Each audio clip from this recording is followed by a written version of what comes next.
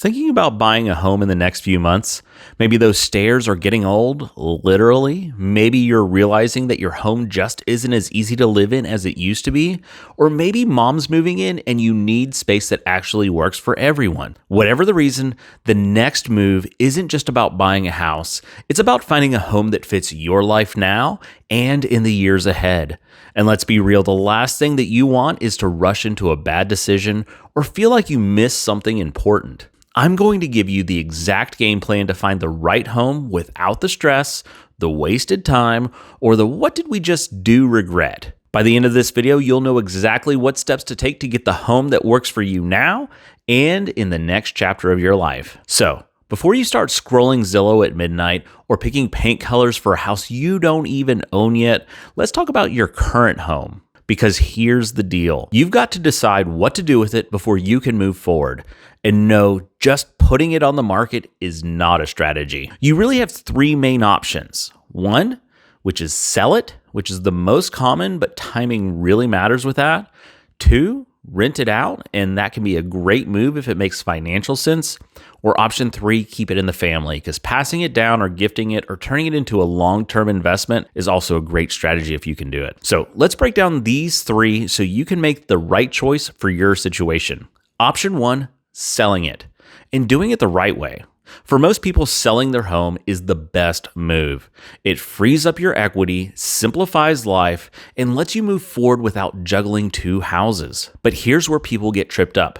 They either A, wait too long to prep their home, and suddenly they're trying to declutter 20 years of stuff in a weekend. B, they overestimate what their home is worth, and then it sits too long on the market. Or C, they try to buy first without a solid game plan. But here is how you do it right. First, you start prepping your home now. Even if you're months away from listing, start decluttering, make small repairs, and get ahead of anything that could slow you down later. You also need to get a market analysis from a pro, not just Zillow. You need to know what homes like yours are actually selling for in your area so you can price it realistically. You also need to plan the timing. If you sell first, can you do a leaseback? If you buy first, do you need to get a bridge loan? A little planning now avoids a lot of stress later. Option two is renting it out. Is this a good idea or a headache? Well, some people think, hey, what if we could keep this house and rent it out for extra income? And look, in some cases, that's a great move, but only if the numbers actually work. Mortgage, taxes, insurance, maintenance, make sure you're truly cash flow positive. Also, you need to be okay being a landlord. It's not just collecting rent, it's handling repairs, tenants, and late night, my sink is leaking phone calls. And also, you need to have an exit strategy. If you're only doing this because you don't know what else to do, then that is a red flag and you don't need to do it. For most homeowners, renting isn't the best move, but if it makes sense for you, make sure you run the numbers first. And option three is keeping it in the family, and that's if that's part of the family plan.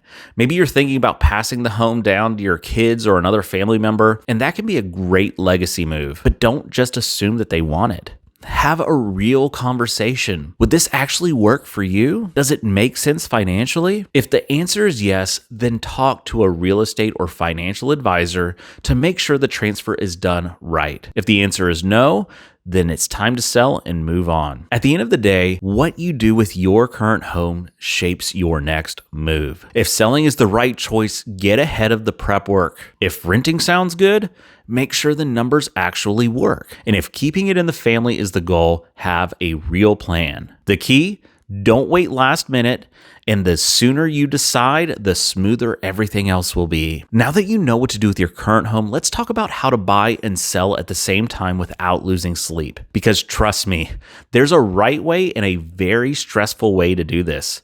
Let's make sure you do it the right way, because we want to make sure you do it without the stress, the panic, or the, oh no, what did we just do moment. Buying and selling at the same time is a big move, literally. But you don't have to figure it all out on your own. If you're making a serious decision about making the transition and want a strategy that's tailored to your situation, I'd love to help. When you're ready to take the next step, give me a call, and my contact information is in the description below, and there's also a link if you'd rather schedule a time for us us to chat. Let's make sure you buy and sell the right way without the stress, without the guesswork, and definitely without the regret. Because let's be real, timing this wrong is where people lose sleep. If you sell first, will you be scrambling for a place to live? If you buy first, will you be stuck paying 2 mortgages? Or what if the market changes and you get caught in a bad spot? This is the biggest stress point for homeowners making a move. But there are right ways to do this. And here's how. Step 1, know your market. Timing a buy and sell move is completely different depending on what market is going on. In a seller's market, homes are selling fast and buyers are competing. If that's the case, you'll probably sell quickly, which means you need to have a plan for where you're going next. In a buyer's market, homes are sitting a little bit longer and sellers have a little bit more work to do to get the offers rolling in. And if this is the case, you might need more time to sell, but you'll have an easier time finding your next home. Knowing this up front helps you plan your strategy so you're not just caught off guard. Step 2, decide if you're going to buy first or sell first. This is a big decision, and the right answer depends on your finances and your risk tolerance. Option 1, where you sell first and then buy, is less risky, but requires planning. You free up your equity first, you know exactly what you can afford, but you might need a temporary living situation. So how do you do it without the stress? You negotiate a leaseback where you can stay in your home for a little while after closing, but you also need to have a backup plan like a short-term rental or staying with family, etc. Option 2 is buy first, then sell. This is an easier transition, but it is riskier financially. With this strategy, you lock in your new home first so there's no gap, but you could be carrying 2 mortgages if your home doesn't sell quickly. There are ways around it though. To handle this without as much stress, you should consider a bridge loan or a home equity line of credit to free up some funds before selling. Price your home right so it sells quickly when you're ready to list. So which option is best? It depends on your finances and what's happening in the market. That's why step 1, knowing your market, is so important. So after this, next, in step 3, you need to make your home ready to sell before you even start shopping. A huge mistake people make, they start house hunting before their home is even ready to sell. And this is what happens. They fall in love with the house, but their home isn't listed yet. So they scramble to get it on the market, rushed, stressed, and not in control. How do you handle this instead? Get your home ready to list before you seriously start house hunting. Have photos, staging, and minor updates done in advance. That way, when the right home comes along, you're ready to move fast. Next, you need to work with an agent who actually knows how to do this.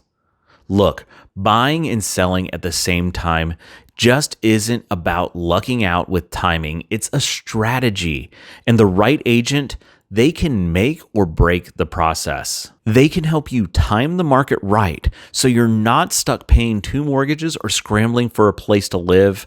They also help you negotiate terms that protect you, like leasebacks, contingencies, and flexible closing dates.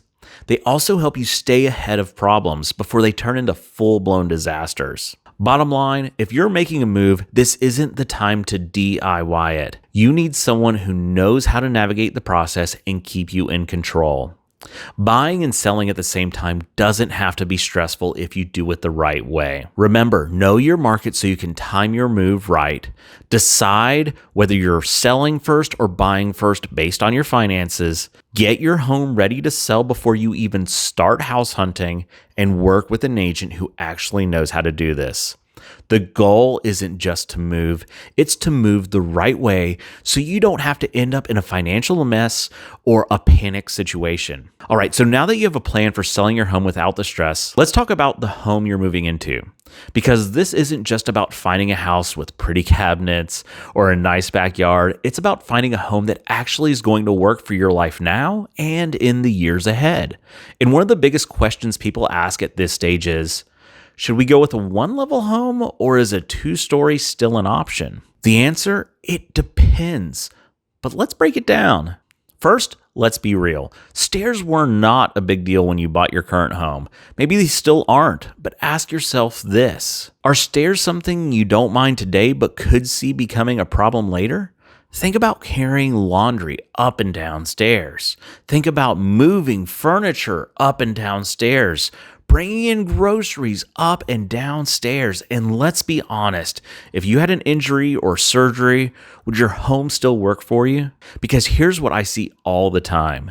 People buy a 2-story home thinking that they'll be fine, and then 5 years down the road, they're moving again. If you're even slightly questioning whether stairs will be an issue down the road, a ranch or main level living could save you from another move later. Another one of the biggest mistakes I see people make is that they buy for today and don't think about the future. You have to ask yourself, if your mobility changed, could you still comfortably live in this home? If you needed to care for an aging parent, would this home work? And if you're planning to stay here long term, will it still fit your lifestyle later? You don't need to overthink it, but considering future needs now means you won't feel stuck later. And if you do go with a 2-story, look for a floor plan that has a first floor primary suite. That way you have options. Also, too, a lot of people assume 1-story homes are always better.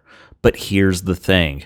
Not all 1-story homes are designed well. Some have tiny bedrooms or awkward layouts. Some don't have storage space, and some have sprawling floor plans that make everything feel way too spread out.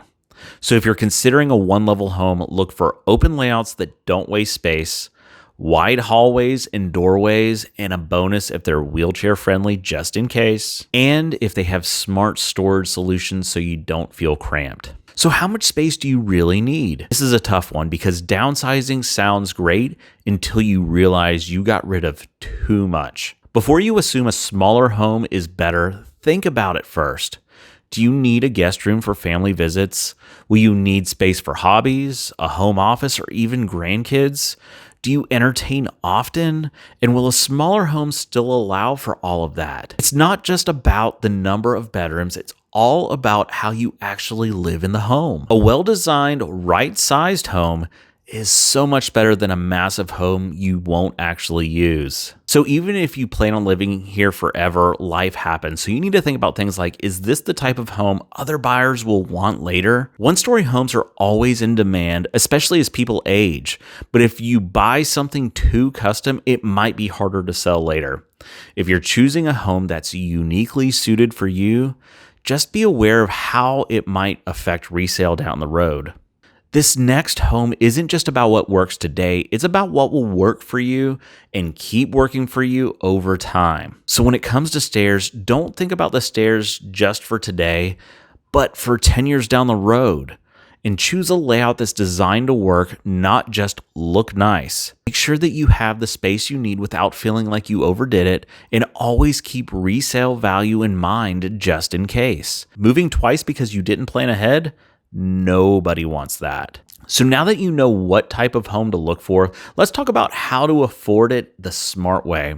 Because whether you're selling first, buying first, or making a cash offer, you need a financial game plan that works for you. You need to think about things like, how competitive will your offer be navigating the current market? All right, so you figured out what to do with your current home and what kind of home actually makes sense for this next chapter. And now let's talk about the part that can make or break your success, getting your offer accepted. Because here's the deal. Right now, we are in a balanced market. It's not the madness of 2021, but it's also not the slow market some buyers are hoping for. And yet, I hear this all the time. Well, my buyer sold for $100,000 over asking in 2021. Why can't I get that deal too? That market is gone. But buyers who expect to lowball every home are also missing out. So how competitive does your offer actually need to be? Let's break that down. For a lot of home buyers, the last time they bought a home was in the 90s or early 2000s.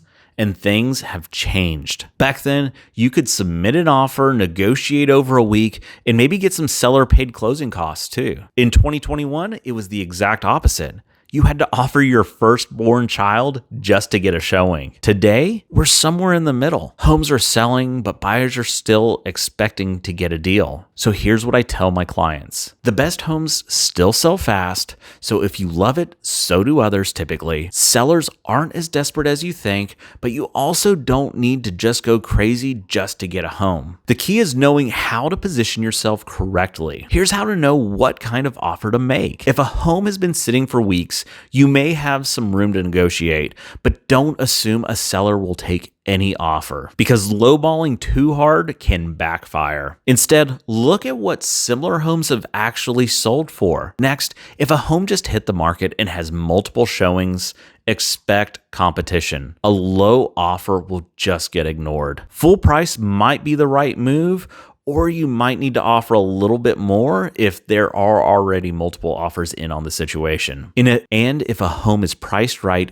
and in a great location, it's going to sell. The question is, will it be you? The best way to win, know what the home is actually worth, not just what you wish it was worth. If you don't want to just throw money away at the problem, here are ways to make your offer stand out. First, you need to be flexible on closing dates. Sellers love convenience, and you're going to want convenience on your side too whenever you sell. Don't nitpick the repairs before you're under contract. That's after the inspection. If there are multiple offers, you need to consider a higher earnest money deposit because it shows you're serious. And if you're financing, be upfront about your approval status. In Georgia, you need to have your offer with a pre-approval letter. And the biggest tip is if you love a house, don't hesitate. A balanced market doesn't mean homes will sell fast. It just means the right homes still do. Next, you need to make sure you don't get stuck in analysis paralysis. Some buyers are waiting for the better deal that may never come. They think prices will drop more. They think interest rates will suddenly fall. They think that they have more time than they actually do. And the problem with that is that the right home won't wait. And if you're moving for a specific reason, like needing a more functional home, it's about timing your move for your life and not timing the market. The best way to navigate this market is to know what homes actually are selling for today, not from 2021. And you need to be realistic about how competitive you need to be. You need to make a strong offer without overpaying, and don't let hesitation cost you the home that's actually right for you. All right, so by now you figured out what to do with your current home, what kind of home makes sense, and how competitive your offer needs to be, and how to set yourself up with the right type of financing. But there's one last thing standing between you and a stress-free move: all your stuff. If you've lived in your home for 20 plus years, you're probably realizing something. You own a lot more than you thought you did. The attic, a time capsule of forgotten hobbies and 90s decor. The garage, more storage than parking space. And the guest room closet, oh my gosh, a black hole where holiday decorations, old clothes, and who knows what go to disappear. So the big question is, how do you downsize or right size without losing your mind? Most people wait until they're about to move to start dealing with their stuff, which is a big mistake. The best time to start is right now, even if you don't have a new home lined up. And here's why. Sorting takes way longer than you expect. Don't want to rush and make decisions you'll regret, and you'll save money by not paying to move the things that you don't need. Even spending 15 minutes a day decluttering can make a huge difference by the time you're ready to move. You also need to go for the keep, donate, toss strategy, but do it smart. You've heard the classic advice, sort everything into keep, donate, and toss piles. But here's where most people go wrong. They start with the sentimental stuff first, which is a huge mistake because this will slow you down. They also think every decision, and if you haven't used it in 10 years, you probably don't need it. And then people also assume that kids want their old furniture and collectibles and stuff. Well, spoiler alert, they don't. Here's a better way to do it. Start with the easy stuff. Expired pantry items, broken gadgets, clothes that you haven't worn in years, and then you move to the bulkier items. Furniture that won't fit in your next home, exercise equipment that you swore that you'd use, but you still haven't, extra dishes, and then you save the sentimental stuff for last. That way, you're in a decluttering mindset and you can make better decisions. And here's a bonus tip. If you're unsure about anything, put it in a maybe box and revisit it in about 30 days. If you didn't need it, you probably won't miss it. Now, you need to know what you can fit in your new home. Another big mistake people make is having too much stuff into a home that doesn't have the space for it.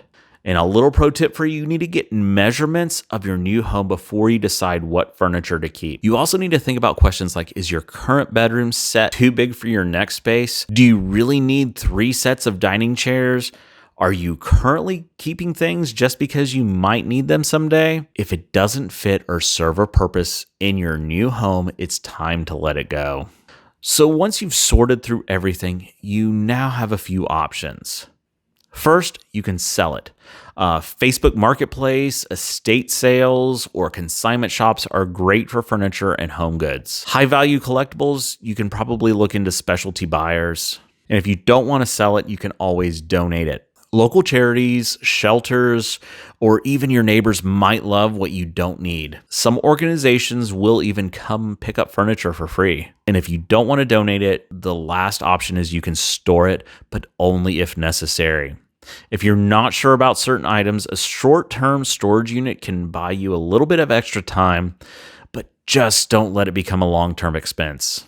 So when it comes to moving day and making unpacking easier, you need to label your boxes by room and priority level instead of just kitchen, daily use, or kitchen holiday dishes. You also need to use clear bins for important documents like passports, medical records, home paperwork. You just need to keep it accessible, and you need to unpack the essentials first. You need to have a first night box that has toiletries, chargers, coffee maker, sheets, all that stuff. And finally, give yourself grace. Moving is a process and it takes time to settle in. And always remember, decluttering isn't just about moving, it's about making room for your next chapter. So start early, be realistic about what you actually need, sell, donate, or store with intention, and set yourself up for a smooth, stress-free move. And just like that, you're ready to make this move without being overwhelmed. So buying and selling at the same time doesn't have to be stressful. You just need to make the right game plan. When you know what to do with your current home, how to find a space that actually works for you, and how to navigate today's market without overpaying or losing out, the process becomes a whole lot easier. And when you can move without dragging years of extra stuff with you, even better. This next move is about setting yourself up for a life that you want now and in the years ahead. And when you take the right steps, you're not just buying a house, you're finding the right home. I'm Ben Dings with Georgia Home Hub, and I'll see you next week.